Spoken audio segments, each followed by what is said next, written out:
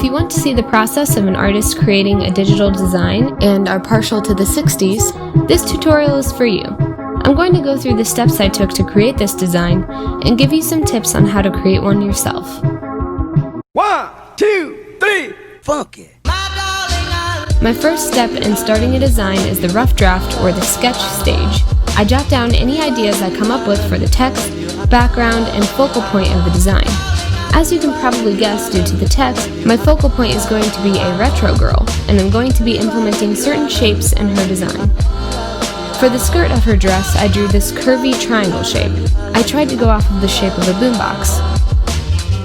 The top of her dress is an upside-down, smaller version of that curvy triangle shape.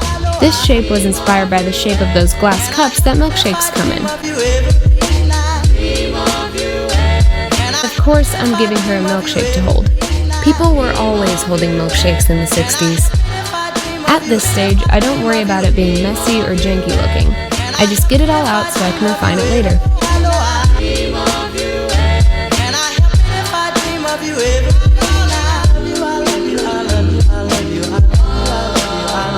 My initial idea was her sitting on a boombox with a record-type deal behind her head. This is definitely not how the design ends up, despite how good I thought it would look at the beginning.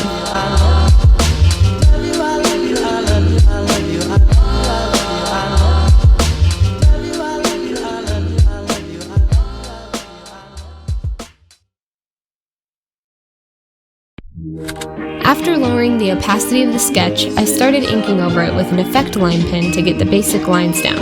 As you can see, I have a bunch of reference photos at hand so I can refill myself with vintage inspiration whenever I need to.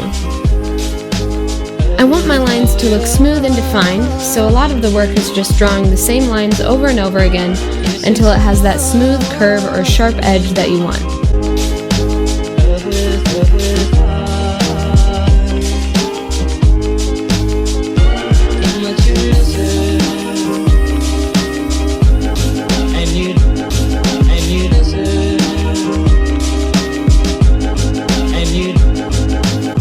This red and green hairpin to tie in her red top and the cherry.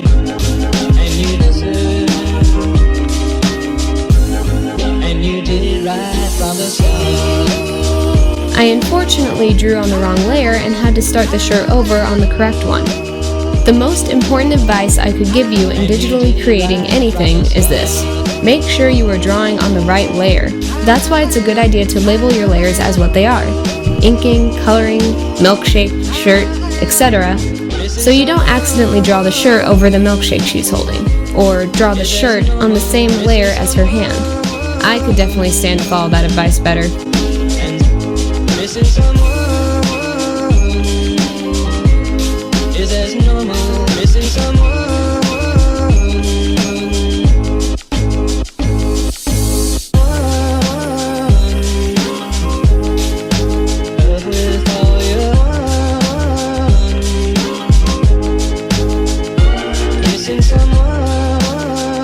These blue and pink polka dots were made to tie in the blue and pink milkshake she's holding. As for the text, I liked how it looked, but I wanted it to pop out more, so I added some depth to it. I duplicated the text layer, made it a darker color, and adjusted it behind the main text until it was just right. Since the girl's body and feet are pointed toward the left of the canvas, I decided to have the text shadow pull to the right to center the image. I then added these pink, blue, and salmon stripes to the background. I made the stripes smaller and closer together toward the right of the canvas, and wider and further apart toward the left, to give an idea of where the girl is walking from. I erased a little of the background around the outside of her hair to make it look a little more thick and wavy.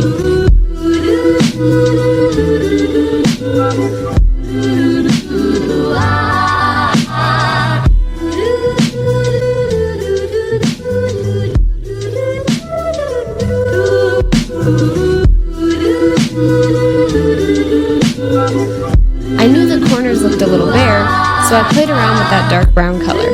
I ended up going for this little corner border thing with 3 upside down teardrops.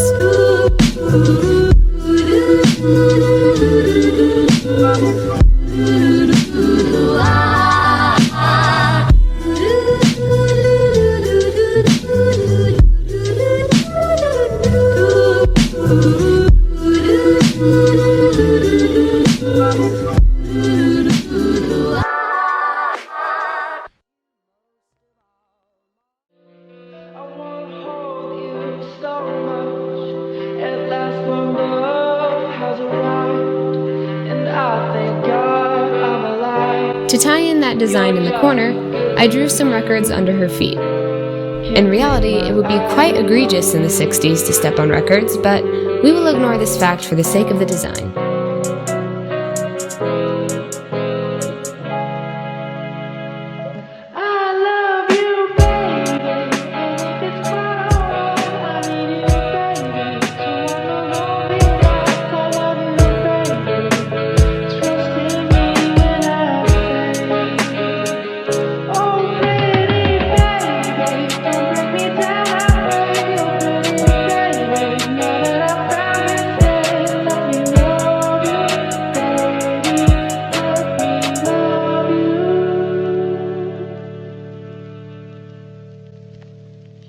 At this point it looks pretty finished, but I wanted to add a little bit more darkness to the background to tie it all in.